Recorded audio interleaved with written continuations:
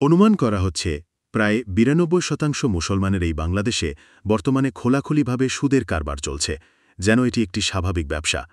অথচ কুরআনুল কারিমে আল্লাহ স্পষ্টভাবে বলেছেন, হে মুমিনগণ, আল্লাহকে ভয় করো এবং সুদের যা কিছু বাকি আছে তা ছেড়ে দাও, যদি তোমরা সত্যিকারভাবে মুমিন হও।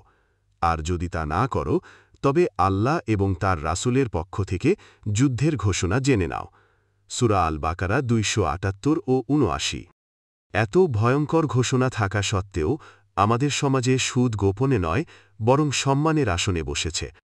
সুদখোররা সমাজে ও মসজিদের নেতৃত্বে বসে গর্ব করছে, অথচ কেউ প্রতিবাদ করছে না।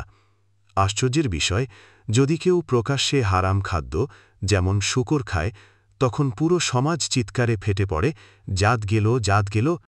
অথচ কুরআন ও হাদিসে বারবার ঘোষণা করা হয়েছে যে সুদের গুনাহ শূকরের চেয়েও ভয়ঙ্কর। কিন্তু সেই জঘন্যতম পাপের প্রতি আমাদের নীরবতা যেন অবাক করা এক স্বাভাবিক ব্যাপার।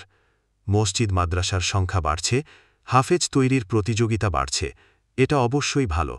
কিন্তু প্রশ্ন হল, বাহ্যিক ইসলামী প্রতিষ্ঠান যতই বাড়ুক না কেন, সেই অনুপাতে কেন সমাজে সুদ, ঘুষ, মিথ্যা, হত্যা আর অন্যায় বৃদ্ধি পাচ্ছে?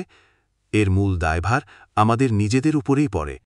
কারণ ইসলাম কখনো কেবল মুখস্থের ধর্ম নয়, এটি হৃদয়ের ধর্ম। বাহ্যিক চাকচিক্য বাড়িয়ে আমরা হয়তো নিজেকে ধর্মীয় দেখাতে পারি, কিন্তু হৃদয়কে আল্লাহর ভয়ে, তাকওয়ায়, ন্যায়, সততায় ভরিয়ে তুলতে না পারলে সেই ধর্ম নিছকই আড়ম্বর। আমাদের সমাজের আসল পরিবর্তন ঘটবে তখনই, যখন আমরা কেবল মসজিদ গড়ব না, বরং হৃদয়ের ভেতরও এক একটি মসজিদ গড়ে তুলব। তখনই সুদ, ঘুষ, অন্যায়ের অন্ধকার ভেঙে সমাজ আলোকিত হবে।